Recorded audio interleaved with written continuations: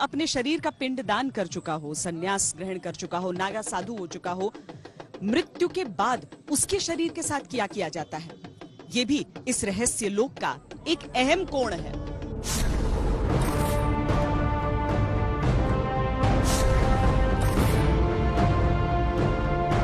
जब लास्ट वक्त आता है तो नागा साधु की समाधि लगता है, या जल समाधि या थल समाधि, उसको अग्नि का कोई ऐसी प्रक्रिया नहीं जो चिता को आग दिया जाए। इन चीजों से नागा साधु परे हो जाता है। ऐसा क्यों?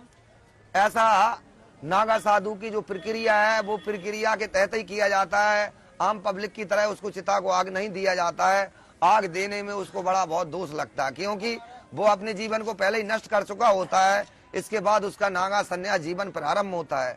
इसलिए नागा साधु का कोई बनने के बाद कोई पिंड प्रक्रिया और उसके चिता को आग देना, ये प्रक्रिया उसको लागू नहीं होती है, क्योंकि नागा लोगों की समाधि लगती है तो जल समाधि लगती है या थल समाधि लगती है। अरे नागा समुदाय तो ऐसा समुदाय है जो भारतवर्ष में सबसे ज्यादा सर्वश्रेष्ठ है। ये अपने जन्म को, अपने शरीर को परमात्मा को समर्पण करते हुए सभी जीवात्माओं को संतुष्ट करता है, सभी जीवों पर कल्याण करता है।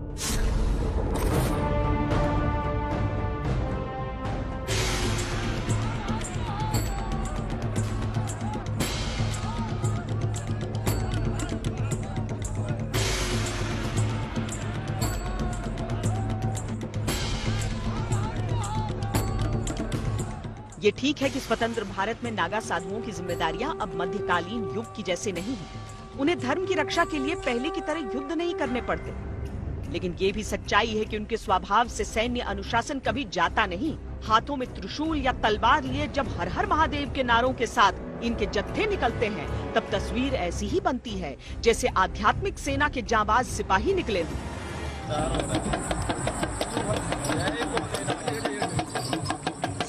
सवाल ये उठता है कि सिर्फ कुंभ के दौरान ही नागा साधु क्यों नजर आते हैं? उसके पहले और बाद में वो कहां गायब हो जाते हैं?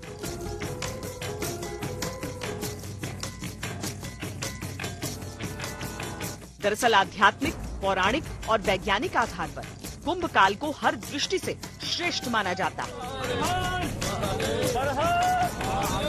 इस वक्त ग्रहों की स्थिति सबसे सही होती है और सूर्य की किरणों के साथ गंगा में स्नान का विशेष व महत्व होता है। नागा साधुओं का जो अद्भुत एक संगम होता है प्रयागराज ही में होता है।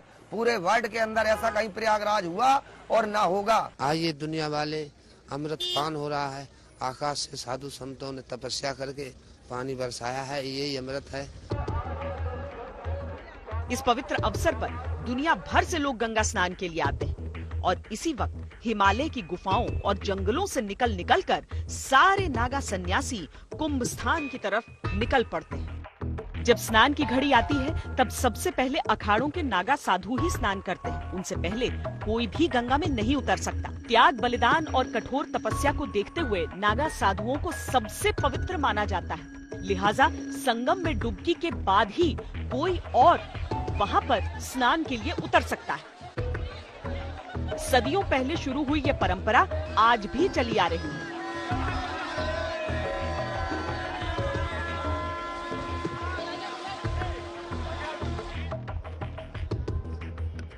जब कुंभ स्नान की पावन घड़ी बीत जाती है तो नागा साधु शरीर पर पावन भभूत लपेटकर गंगा तट से वापस अपने एकांत वास में लौट जाते हैं।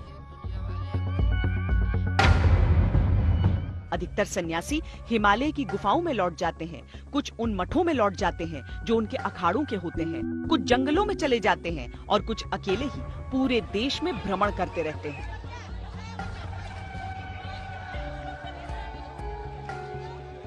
आप इस बार के स्नान में देखिएगा कितने लोग स्नान करने जा रहे हैं। वहाँ पर आपका पूरी यूनिट को आप लॉन्च कर दीजिए। जाएंगे यदि 100 तो लोड करके आएंगे 40-50। कई दिव्य आत्माएं इस कुंभ के अंदर नागा के बीच में। ये हो गया इसका परालौकिक। और हम प्रैक्टिकल लाइफ के अंदर देखें तो वो लोग अपनी अपनी कंदराओं के अंदर वापस चले जाते हैं, अपने अपने आश्रमों में वापस चले जाते हैं। जो सन्यासी हिमालय की गुफाओं और कंदराओं में लौट जाते हैं वो वहाँ कंदमूल और फल फूलों पर ही आधारित हो जाते हैं और अगले कुंभ तक वो अपने ध्यान और तपस्या में खोए रहते हैं। यही वजह है कि साधुओं की जटाएं लंबी होती रहती हैं और वो उन्हें सर पर पगड़ी की तरह लपेटे रहते हैं। अब जरा ये भी सोचिए कि हिमालय की वादियों में कितनी कड़ाके की ठंड होती है, लेकिन जो नागा साधु होते हैं कैसे उस ठंड को सहते होंगे, ये भी उसी कठिन तपस्या के कारण संभव हो पाता है।